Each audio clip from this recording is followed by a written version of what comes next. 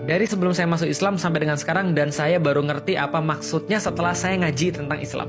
Waktu dulu saya nggak ngerti sama sekali, tapi keren. Karena keren, saya catat quotes itu, dan ketika saya sudah ngaji, oh ini maksudnya Buya Hamka.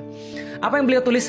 Beliau tulis bahwa suatu waktu Zainuddin itu nulis surat, lalu kemudian menjelaskan bahwa kalau saya nggak salah, Zainuddin yang nulis ya.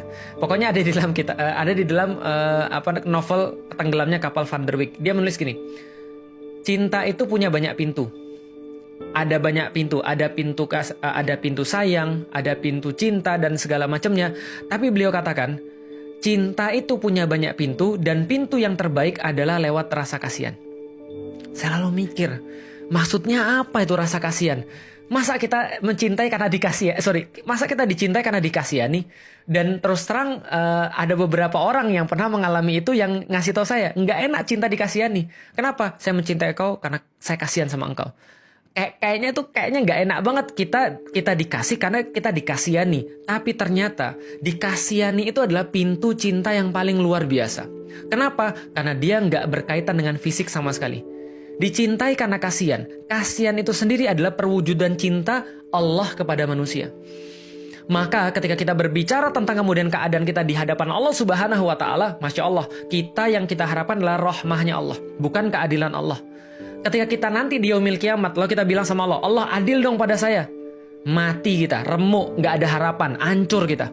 Lah kenapa? Allah bilang, kamu mau adil nih, serius nih. Wah, mati kita. Lah kenapa mati? Karena kalau Allah adil pada kita, habis kita.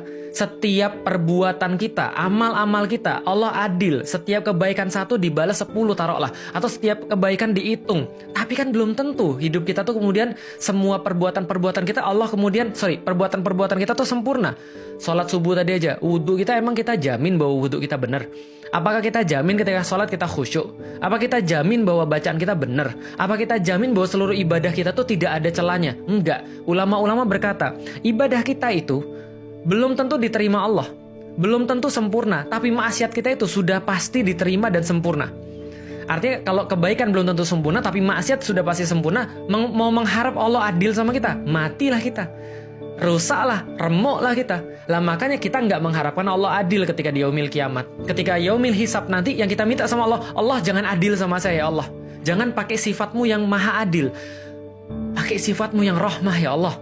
Pakai sifatnya yang Bismillahirrahmanirrahim. Maka Allah mensifati dirinya dengan dua kalimat yang sangat keren. Ar-Rahman, Ar-Rahim. Yang pengasih sebesar-besarnya dan pengasih yang sepanjang-panjangnya. Masya Allah. Maka itu adalah rahmah. Maka rahmah adalah kesian. Kesian sebagaimana Allah pada hamba-hambanya, sebagaimana ibu pada anak-anaknya, itu rahmah.